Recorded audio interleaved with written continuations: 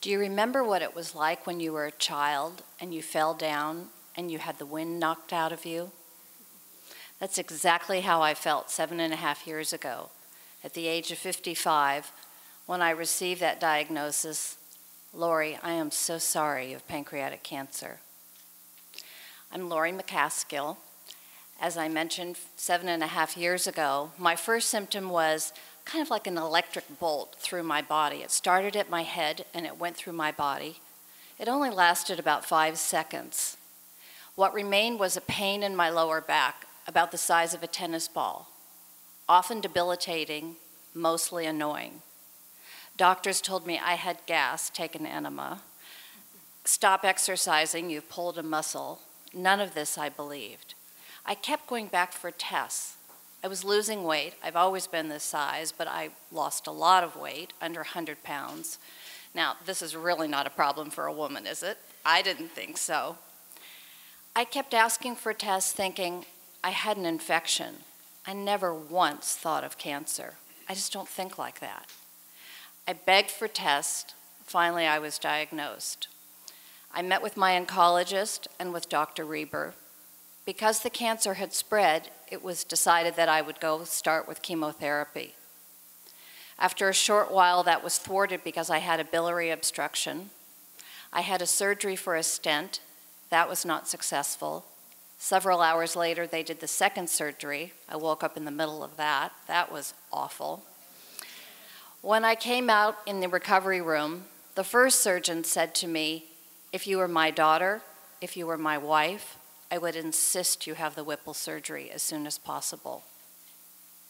Fortunately, 3 days later, I was in the very capable hands of Dr. Reber. I was in the hospital for 7 days. On day 6, I have to say, Dr. Reber came into my room in that starched white coat and the smile on his face, and he opens the door, and his eyes were so wide, and he looked at me, and he looked at the room, and he said, "Well, I guess this is what my wife does, but I've never seen this in the hospital."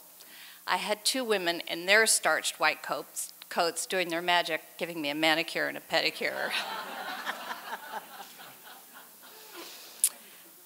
I then started on a very aggressive, toxic protocol of chemotherapy for 3 years.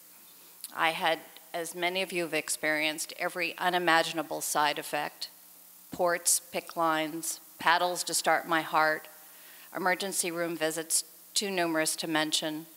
I lost my eyebrows, my eyelashes, and my hair twice, very devastating for a woman. After the chemo for 3 years, I was told by several doctors that my cancer had spread to my liver and that chemo was no longer effective. To get my affairs in order, I had 3 to 6 months to live. I chose another route. I had treatment for 30 days, an infusion twice a day, and that was about 4 years ago. I have not been on any treatment since. My markers are perfect, and I have also discovered a wonderful organization for me that I've become very involved with, the Pancreatic Cancer Action Network. About 6 months after my surgery, I went to their symposium, very similar to this, and I'm not a group type person, so I sat in the back row planning my escape route. I really didn't want to be in a support group, and I just didn't want to share. But I met the most wonderful people, and just like today, I met people and doctors and scientists that shared wonderful information. I knew nothing about the pancreas when I was diagnosed. So I became informed, it was stimulating, I felt safe, I felt nurtured. It was a wonderful experience. I have since been on the board, and I'm now chair of the board. I travel the country, I make speeches, I interact with patients and caregivers, I lobby in Congress on behalf of all of us for research funding. I've done television and radio interviews on behalf of clinical trials. It's a wonderful organization, and again, where we have the patient and liaison program, as it was mentioned earlier, where people can call in and talk with a trained associate, get support about trials, medical research, diet, and nutrition. So all of that has helped me in this very challenging journey. But I also think you change the way you think will change the way you feel.